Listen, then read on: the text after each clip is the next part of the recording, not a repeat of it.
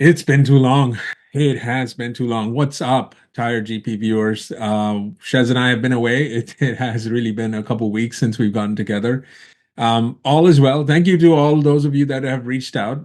We are doing well, but as we have stated time and time again, we are two tired dads. And over the past couple weeks, there hasn't been a whole lot of F1 prior to the Imola Grand Prix, and there's been this small little thing called life that's been going on with us. So we will be back together, both of us in full force, in the next couple of days. But I thought it would be good to do a quick recap of the Imola Grand Prix. I know many of you are waiting to hear about how I feel as a broken tifosi. I know many of you are waiting to hear about how we feel about Max's move, and what Oscar did or didn't do, and then everything that went on and what seems to be the final Imola Grand Prix for a while. So let's get started. All right, so the obvious first place to start is with none other than Max Verstappen. What do we say anymore, right? I mean, if you have been watching the channel for a while, you have seen us come on time and time again after a race like the yesterday, the one that we just had. Max doing Max Verstappen like things. Qualifies within an inch of Oscar Piastri to be put himself on the front row, and I think we all knew it going into the race that that first turn one, right, has now become the case. The turn one championship, as we should call it now, was going to be critical, and so it ended up being just that. Max pulled off a blinder of the move. I think by there's going to be no debate in saying that this move that he pulled off is the best one of move of the season thus far. Probably go down as the best move of the season at the end of the season's conclusion, although there are more than two-thirds of racing still left. But that was just brilliant. And I don't know what else we can say about Max and Red Bull on a weekend like today, which is just flawless, just absolutely flawless. So let's dig into that a little bit deeper. So we know that the Red Bull came to Imola with making a few what they call minor upgrades, and certainly seemed that it worked. I mean, Max himself talked about adding performance to the car while still making it a little bit more predictable, perhaps a little bit more stable, and that's pretty much all he needed. If you go back to qualifying on Saturday, you could see that Max was pretty much quicker than Oscar throughout the circuit, except for that last sector, and really that last part of that sector, which is where Oscar pipped him to pole. But it was quite evident that the Red Bull was going to be a competitive car in the hands of Max. And so that's kind of where it ended up being. I would say that if we look at Red Bull's pace, none of that is surprising because Imola, much like Suzuka, has a lot of high and medium speed corners, and that plays to the strengths of the Red Bull. And so it's no surprise that Red Bull turned it around from that drubbing a couple weeks ago in Miami, where Max was to be found nowhere, and to come here and to put the car on pole. Well, not really on pole, but I guess you could say probably just as much as Paul would have been, but to pip Oscar in that first turn and then kind of take the lead and go away. And as we have learned time and time again, being in the lead, being in the clean air, as we like to hear all the time, makes all the difference given how sensitive these Pirelli tires are. So kudos to Red Bull. Now, look, there has been news that dropped right after the Grand Prix, I think, suggesting that there was a technical directive right before Imola. Evidently, there's one right before Monaco as well, and then of course we're all waiting for the technical directive in Spain. And I think a lot has been attributed to that technical directive, in particular hurting McLaren. It has all to do with ride heights, and candidly, I haven't read through all of it, and I'm not quite sure that we should be jumping to conclusions anywhere.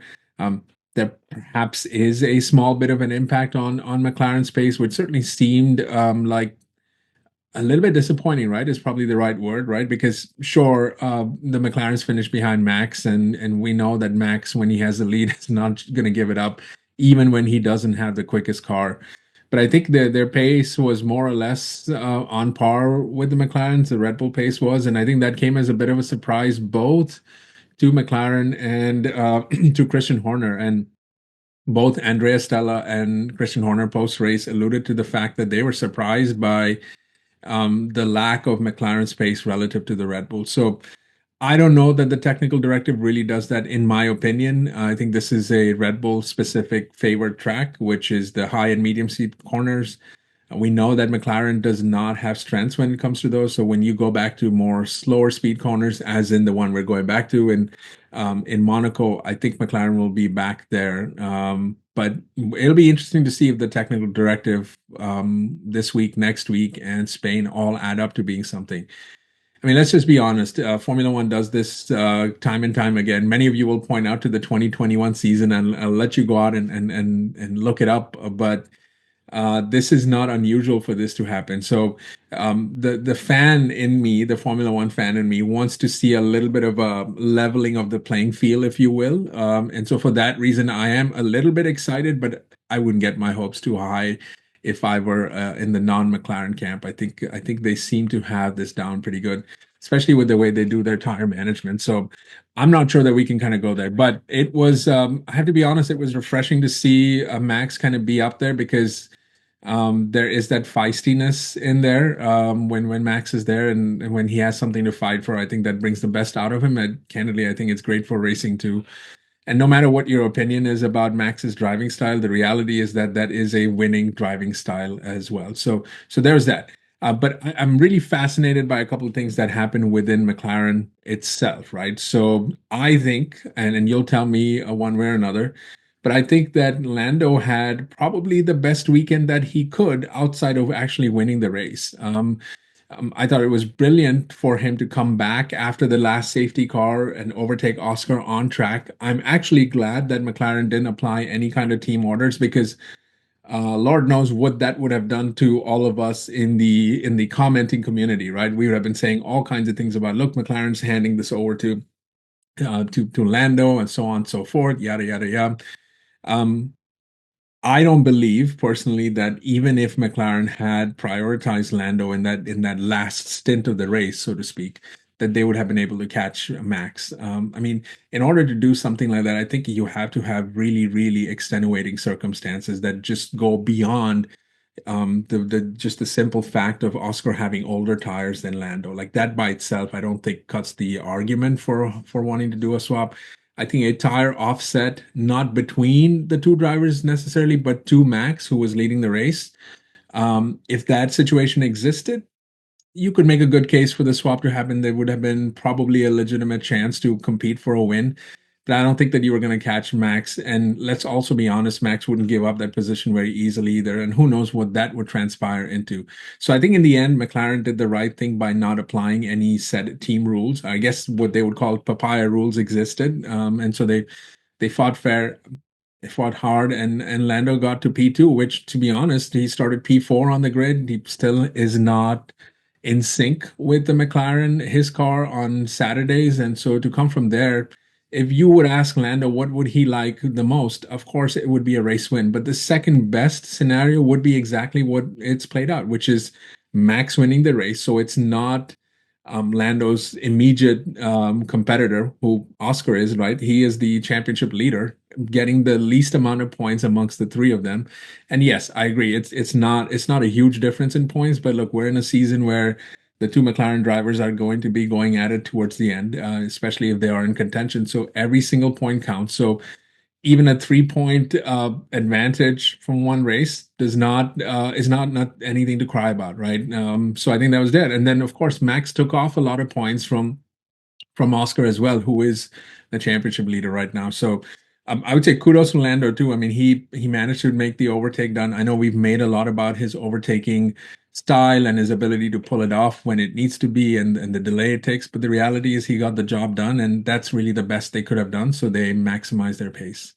I'll leave the whole McLaren thing with this final comment, which has been really interesting to me. And Shez is not here. I kind of wish he was here for this part. But look, what happened to Oscar at first at turn one is quite incredible. I know that all of us, me included, are in awe of Max, as if he can awe us even more than he already has. But that move was amazing. There's no debating that. But I love that no one has touched upon the flip side of this, which is what was Oscar doing? I mean, Jacques Villeneuve, I think, he alluded to it and said something to the effect of Oscar was effectively napping. I'm not going to go that far. Jacques is a world champion in his right. He's allowed to have his opinion, of course, and if he says that, then there's weight to that. But I think it's quite interesting that we haven't seen anything being piled onto Oscar in terms of his shortcoming in being able to get past on that first turn, no? Because that was a pretty crucial thing. He was in the lead. He had a better start than Max. He was way ahead at the first turn, right, when he get there, and then he left the window open, as George Russell said. He left the window open for Max, and then of course Max doesn't really ever need an invitation, but you give him the slightest of room, and you can see what happens there. I'm just going to leave this with you guys. You know that I have defended Lando in the past for his overtaking sort of moves or defense moves and all of that. If this was Lando and not Oscar, I'm pretty sure all of y'all would have said, "Oh, look, he bottled it." But we're not saying a thing about Oscar, and I get it. You're going to say, "Hey, look, it's only the first time. He actually kind of did the same to Max and in Saudi." I get it, all of that. But look, I'm just gonna say this. If you're gonna keep the heat on one driver for bottling it, you got to keep it everywhere else. Or you take my opinion, which is, look, these things happen. It's racing. The margins are fine. There's many reasons why Oscar would have done what he did. And of course, in hindsight, it's not the right move. But to me, it's just part of racing. But I just will say that there has been not a word on Oscar's shortcoming, and maybe that has to be personality driven, whatnot. But he did give up that position, and arguably it's not even like he was wheel to wheel and he gave it up. He gave it up from way further back. I mean, almost like the way he got that position in Baku last year from Charles, right? Although different circumstances. So I'll leave it there. I'm sure Shez and I will come back and debate this, but I find it very interesting that there has been not a word about of criticism of Oscar's move, or I guess lack thereof. But we would have all been on Lando's neck, all over him, and saying all kinds of things that frankly, are unpleasant. But there you have it. All right, the next biggest thing, and really my final thing for today is, of course, I know you guys have been waiting to hear about how I feel about Ferrari. To be honest, I feel sad. I just feel sad. I know. I feel sad for us as tifosi. I know we're supposed to feel better somehow. No, I'm not. I'm not suited by that. And I'm also not letting Ferrari off the hook. Look, it was a great result considering where the two drivers started. I mean, P11, P12 turns into a P4, P6. Sure, yeah, great. I mean, Lewis was within a couple seconds of a podium, I think. But I would also just ask my fellow tifosi to just pump the brakes, pause. Well, first of all, we're going to come back crashing down to earth this weekend. Like if it, I mean, Monaco would have been traditionally the track that we would all look forward to. I think McLaren's going to come back blazing, and then on top of it, the FIA Formula One have decided to add two pit stops. So if there was an Achilles heel for Ferrari, it's not the actual pit stop itself, but it's the strategy of the pit stop, and F1's given us two of those. So I have zero hope when it comes to expecting anything from Ferrari during this particular weekend. But let's just kind of peel back. I mean, I was pretty livid, as were most tifosi on Saturday, and frankly, what I'd said 2 weeks ago about Ferrari still hold true, at least on Saturdays, right? They absolutely do. I do not understand how they managed to kind of do that. And sure, a lot of the end result will kind of wash away the pain of Saturday. But the reality is that is not changing anytime soon. Um, I don't know what they have in terms of upgrades coming to Monaco. Evidently, they are going to make changes to the rear suspension, change the geometry a little bit, that basically will offset, I guess, the lack of being able to ride the car as low as they want to, as they should.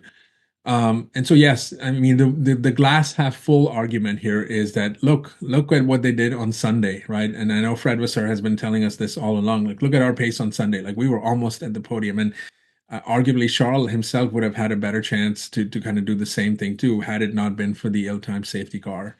The second one, rather. The first one was okay, but this is racing. Yeah, these things happen. There's going to be safety car timings that work in your advantage. Sometimes they don't. I mean, that's it's true for everybody. I mean, you ask. I'm sure Oscar feels a certain way about that too. I'm sure Fernando feels about it a certain way. I mean, he's told us about it. but I can't let Ferrari off the hook, right? I mean, how is it that the car cannot do anything on Saturday, but it can be the quickest? I mean, this is exactly the opposite of where Ferrari were for the first couple years in this rule set. I mean, if you go back to 22, 23, and even parts of 24, they were fantastic on Saturday. I mean, Charles became Mr. Saturday effectively because he could put it on pole every time and then wouldn't be able to hang on to P1 because Red Bull had the better race car and Ferrari had the better race car, but I, you can't sit up here and tell me that they have the better overall car, or even a more competitive car. You put aside McLaren and Max because those are, they're just a step ahead. I don't even know you can tell me that's true for Mercedes or even Aston Martin, to be honest, because if there's such a variance, how are you supposed to know where they actually fall on balance? It's that the margin is so big in terms of where they qualified and where they finished. It's crazy. And let's be honest, this was a fantastic race for Lewis, and a good race for Charles, even though he's frustrated. But I can see why he's frustrated because look, the gain that they had in positions was going to happen. When you start P11 and P12, only one of two things will happen. You're either not going to finish the race because something happens at the back of the grid inevitably more often than not, and your race can be over. You kind of touch cars, whatever, you go into the wall, it's done. And particularly in Imola, you can drive off the track and be out very easily, right?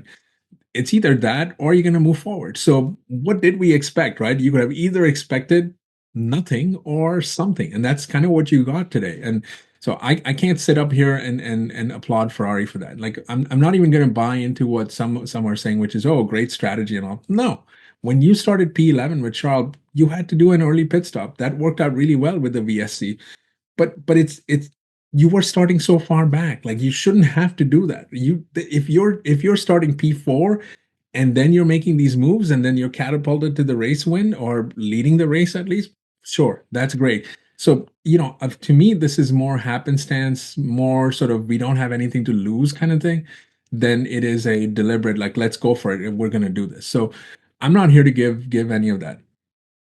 The second point with Ferrari is evidently there is a lot of tension between the tifosi, or the Leclerc fosi or Lecfosi, I don't know what is it, and well, Team LH or whatever the Lewis Hamilton fan base calls itself these days. It's stupid, guys. Stop it. Stop it. Like none of this matters. Look, what is pretty evident is what Ferrari as a team are doing to both drivers, which is they're killing them in different ways. And if you take a step back, take it from me, both drivers are at different stages of acceptance in what the season is, right? Leclerc is now for the first time like fully frustrated publicly. Like for the last six races, he's been saying all the right things. Look, we need to go back and analyze the data. We need to work on this. People are back in the factory in Maranello are working hard, yada yada yada yada, all the right things. And then it broke him finally. And when the best line I think that any Ferrari driver has said in the last 5 years, I think is what Leclerc said on Saturday, which is we are P nowhere. And that is perfect, the perfect symbolic statement of Ferrari. They are P nowhere, not just in this race, not just in this season for this rule set. They are P nowhere because it can either be highs of highs or lows of lows. And there's no way to know exactly what they're doing is working or not. And that's the frustrating thing. It's one thing to say, look, we don't know what we're doing, and hence this is where we're at. Or it's taking risks or calculated risks that don't work out. And then you at least kind of have the data of like, okay, we did this, it didn't work. Let's come back and do something. And I have no way of knowing that Ferrari, what they're doing, what they've done thus far has proven to be anything but shambolic. And I have no way of knowing whether they're going to correct it or not. If they do, and you were to ask me what is the reason for it, I would say it's 90% chance, luck, whatever you want to call it, and 10%, actual sort of smart deliberation. And by the way, I'm not taking a stab at any of the hardworking men and women at Maranello. I'm sure that they're working hard, but clearly there's something broken in the way that they're approaching these car concepts. And we have debated that already, so I'm not going to go into that. But the reality is the two drivers are broken, and here's how they're broken. Lewis Hamilton, after getting P4, is going around high-fiving people in the garage, right, in Ferrari, and going out and cheering the fans. I have no problem with that. I mean, Lewis should absolutely do that. I have full empathy and sympathy for both drivers. But just think about it for a second. We are celebrating P4. Why? Why are we celebrating P4? What does that mean? It means nothing. It's not even a podium. What are you talking about?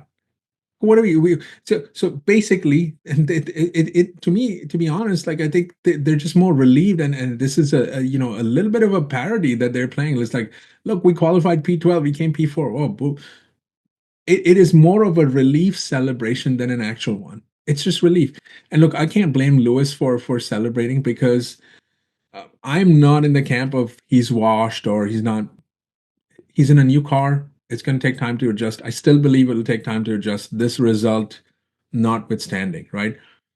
But he is at the mindset that this is sort of the trial year at Ferrari. You're gonna get into learning about things, and this is where we're at. So I know he'll never admit it, but he's not really in championship contention, not from the onset. Now, if there's something that sparks it, sure, I'm sure if you give Lewis Hamilton a sniff at the championship, I'm sure he'll go at it.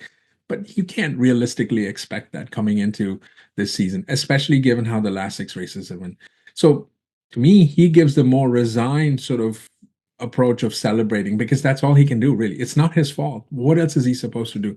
I think Charles is now at the point where he is just frustrated. He's just had it. Like, because you can't keep keeping up with mediocrity this way, especially when you have been somewhat in the mix last year. Towards the end of the year, you're within 14 points of winning the constructors.